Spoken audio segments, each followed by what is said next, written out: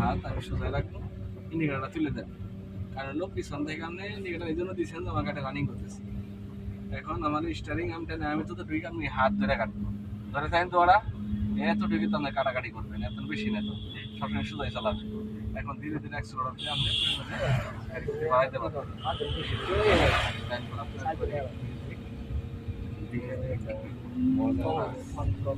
দৃষ্টি দূরে রাখতে হবে। আছে কোনো বিভিন্ন বাজার করে বিপরীতে দেখা যায় না। ঠিক আছে? একটা চকলেট দোকানে গিলা খান দিলে কি 7টা বুঝবে? সাড়ে সাড়ে খাইলে অনেকক্ষণ খাওয়া যাবে। খাওয়া যায় এবং 7টা বোঝা যায়, যাওয়া যায় না। আস্তে আস্তে চলান নিয়ন্ত্রণে থাকবো, এর গতিবিধি সবকিছু আপনি অনুভব করতে পারবেন।